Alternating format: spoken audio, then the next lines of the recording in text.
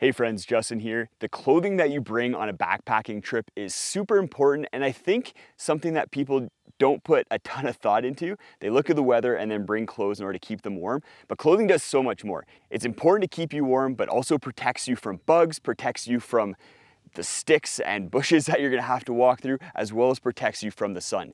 As part of preparing for hiking the Great Divide Trail, an 1,100-kilometer thru hike this summer, I've been really thinking about my clothing, and I think I've put together the perfect kit in order to be comfortable, functional, warm, and most importantly, fashionable. It's morning time and I just woke up. I'm actually doing a little bit of a section of the Great Divide Trail right now, and I'm in Fording Pass at this beautiful lake. And we're gonna start with some of the little things that I bring in order to keep warm at camp and when sleeping. First of all, these Outdoor Research liner gloves.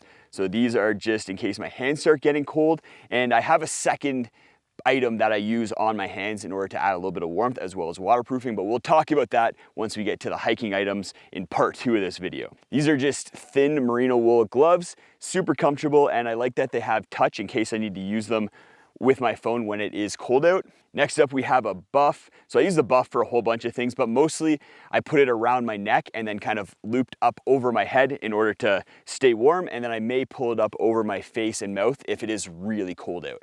Then I bring socks as well for my feet at night. I didn't wear them last night because it was quite warm. These are just thin merino wool, darn tough socks. I bring thin ones because I want to have them as backups for my hiking socks. If my hiking socks break or fail in some way, then I can actually still use these for hiking. Whereas if I brought a big thick wool sock, that'd just be too much for hiking and I wouldn't be able to use them. I also have my merino wool toque. So this is just something to keep my head warm. And what's nice about this one is that it's long enough that I can pull it down over my eyes so that I can sleep. This morning, the sun came out at about 5:30 in the morning. So it was nice being able to cover up my eyes so I didn't wake up with the sun. And then for a sweater, I have this Farpoint OG Polartec Alpha Direct sweater. So this thing's super light at only 150 grams and very, very warm. One of the best weight to weight ratios that you can get out of any fleece. I got in the crew neck, no hood. I have so many hoods on all my other gear that I didn't want just another hood.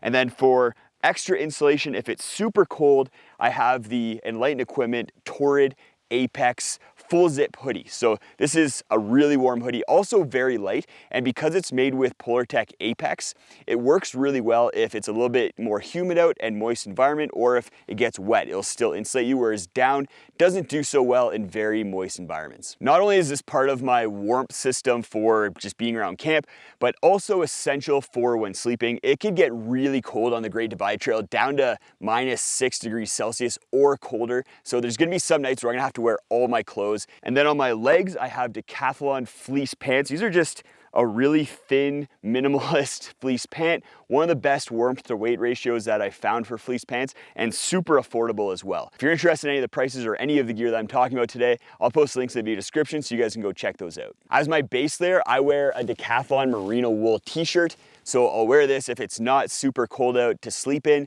or if I'm doing some errands around camp once I get to camp, then I can wear this and not overheat. The other layers that I have for insulation, like this sweater and my jacket, are super warm and sometimes too warm. I'm about to start my day, hike back out to the beginning of the trail, so I'm gonna change into my hiking clothes and we'll go through everything that I wear in order to protect myself from the sun, bugs, and sticks while hiking on the trail. We'll start off with my rain gear.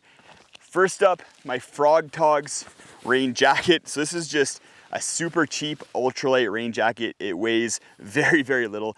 But what I like about this is that the material that it's made of doesn't absorb water. With some other rain jackets that I have that rely on DWR in order to repel water, it will sometimes soak through that. DWR eventually fails, whereas with the Frog Togs, you get rain on it, but you just shake it off and the rain's just gonna come right off and it won't be holding that water quite as long. But then the downside with the Frog Togs is that it's not super durable and it doesn't breathe very well. So you need to kind of be careful in how you're using it, because if you're trying to bushwhack with it, it will get shredded. The Frog Togs also comes with rain pants. I'm not quite sure whether I'm gonna bring them or not. We'll see. I probably will, because they also weigh very, very little, so it won't be too much extra weight to throw them in my pack.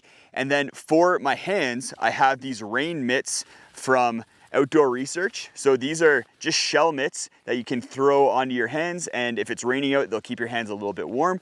combined with my merino wool liner gloves, my hands are actually gonna stay nice and toasty with this combination. And then moving on to what I'm wearing, starting at my head, I have this custom made hat. A lot of you have been asking about this hat. I really like it. I love the gray and orange and then the Canadian maple leaf. I do live in Canada, but I bought the hat on Amazon and then I bought the patch separately and just ironed the patch onto the hat. A hat's super important, keep the sun out of my eyes, as well as protect the top of this head. I got a new haircut for the Great Divide Trail in order to keep my head nice and cool. And then I also am wearing sunglasses. So these are Shady Ray sunglasses. I've been a big fan of these. I like the look of them, as well as they've been really durable. And then up top here, we have my Outdoor Research Astroman Sun Hoodie. So this is a long sleeve nylon shirt with a hood. So it's really good in the sun because it keeps the sun off my arms, as well as I can throw the hood on. And then if I'm in an alpine environment like I am right now, super exposed to the sun, then I have a lot of protection and I don't need to use quite as much sunscreen. The nylon is really durable, also quick drying. Nylon is going to be much more durable than merino wool and polyester. So that's what I like about this. I can bushwhack with this shirt and it's going to hold up really nicely. It also has a zipper in the front here, so it has a quarter zip that I can unzip and dump some heat if it's starting to get really warm. No one wants to see this, so we'll zip this back up and move on down to my pants. So these are the Mountain Equipment Co-op Mica 2 pants. So these are only available from the Mountain Equipment store in Canada. That's basically the REI of Canada. These are also made with a lightweight nylon, so they're really durable and quick drying.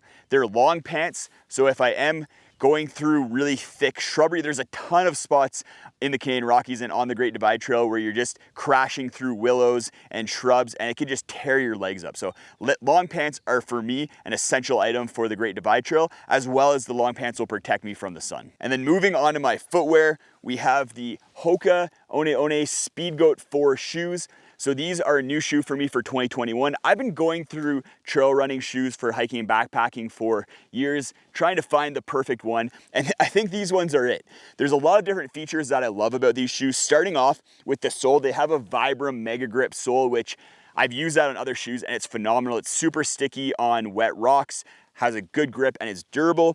And then you can see the sole on this is super thick, which for me is great because I have office worker feet and they need a good amount of cushioning. Otherwise they get really sore over the course of the day, and they dry super quickly too. On the Great Divide Trail, you're crossing streams all the time. You don't want to take your shoes off to do that because it just takes so much time. You're probably gonna be crossing another stream in 100 meters. So having a shoe that dries really quickly has been awesome. I have probably 300 kilometers on these shoes now, and they're still holding up great. So I'm confident that 2 pairs will probably get me through the Great Divide Trail. And then for socks, I'm using the Injinji Light Run toe socks. So these are, I think they're lightest weight running socks. So not their trail running socks or their hiking socks, because those are a little bit too thick for me. I like a really thin sock because of that drying factor that we just talked about. A thinner sock is gonna hold on to less moisture and it's gonna dry quickly. These are made with a nylon polyester spandex blend, so they are durable, quick drying. The only downside is they do start to stink after a little while. Toe socks have been a game changer for me because they allow my foot to be very comfortable in the shoe. My toes get to splay.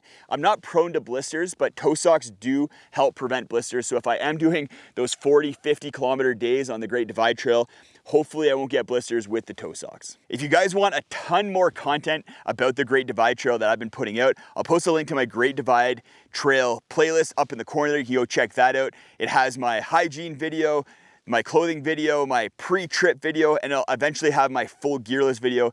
And then I'll start putting all of my trip videos. I'm gonna be vlogging this entire trail, posting daily videos. So keep an eye out for that. And I'm really excited to take you guys along on this journey.